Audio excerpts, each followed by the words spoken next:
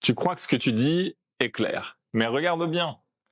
T'as déjà dit ça va, avec les bras croisés, le regard ailleurs, un ton sec.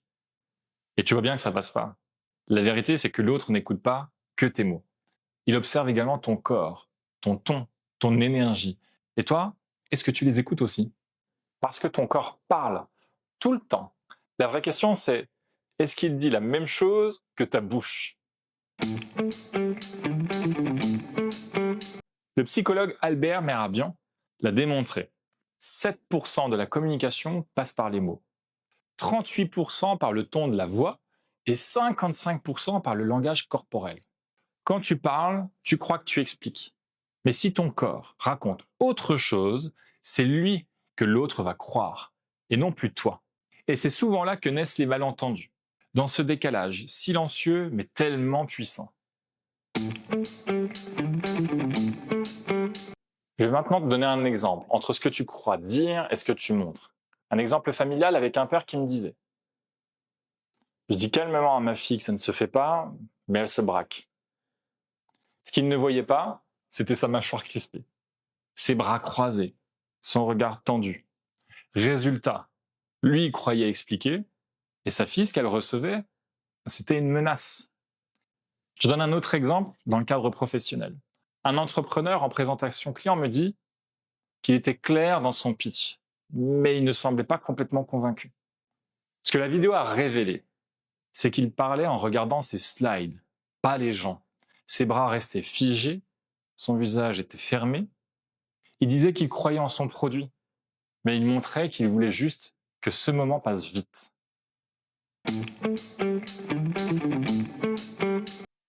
Allons exploiter maintenant le triangle entre la pensée, les émotions et le corps. Parce que ce que tu penses influence ce que tu ressens. Et ce que tu ressens, tu le montres, même sans le vouloir. Le stress égale épaules tendues, regard fuyant, voix coupée. La détente, c'est la respiration fluide, une posture ouverte et un visage calme. Et à l'inverse, changer ta posture change ton ressenti. Tiens-toi droit. Respire profondément. Tu verras, ton cerveau s'aligne. Et l'autre va s'aligner avec toi. Et c'est ça le pouvoir du non-verbal. Ça agit sur toi et ça synchronise l'autre avec toi. Maintenant, comment décoder sans interpréter? Je te propose ici quelques repères concrets à observer. En premier lieu, le regard. Est-ce que je suis sur un regard direct qui me parle d'ouverture? Ou est-ce qu'on est plutôt sur un regard fuyant qui est source d'inconfort? Est-ce que le regard est vers le bas, auquel cas il exprime de la gêne ou de la réflexion?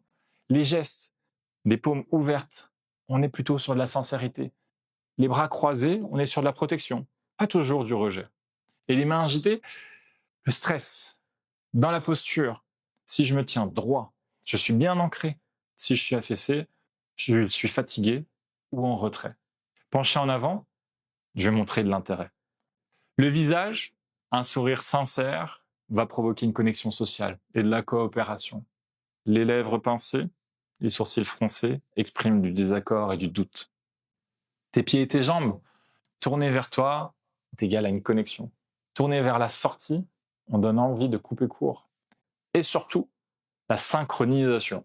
Quand ça match, vraiment, les postures se répondent naturellement. C'est un indicateur puissant de lien réel. Maintenant, je t'invite à passer à l'action. L'objectif ici va être d'observer et d'ajuster ton propre langage corporel.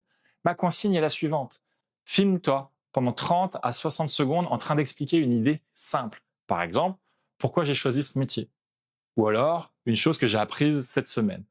Et maintenant, regarde la vidéo, au calme, voire idéalement 24 heures plus tard. Une fois sans le son, puis une fois avec le son. Note un point fort et un axe à améliorer. Tu peux utiliser la checklist d'observation disponible dans le module pour t'aider à analyser ton regard, ta posture, ta voix et tes gestes. Et si tu veux d'ailleurs ritualiser cette prise de conscience, alors poste ton retour d'expérience, ce que mon corps a exprimé sans que je le sache. Et termine par cette phrase. Je choisis d'aligner ce que je montre avec ce que je pense, parce que c'est là que la vraie puissance relationnelle commence. On dit souvent les actes comptent plus que les paroles. Et c'est vrai. Mais encore plus subtil, le corps parle avant l'acte. Chez les performeurs, on ne cherche pas à être parfait, on cherche à être cohérent. Ta parole, ton corps et ton intention, quand ils sont alignés, tu deviens lisible. Et c'est là que la confiance se crée. Alors, avant de vouloir mieux lire les autres, je t'invite sérieusement à commencer par te relire toi, en silence, en vérité et en entier. Alors maintenant, c'est à toi de passer à l'action.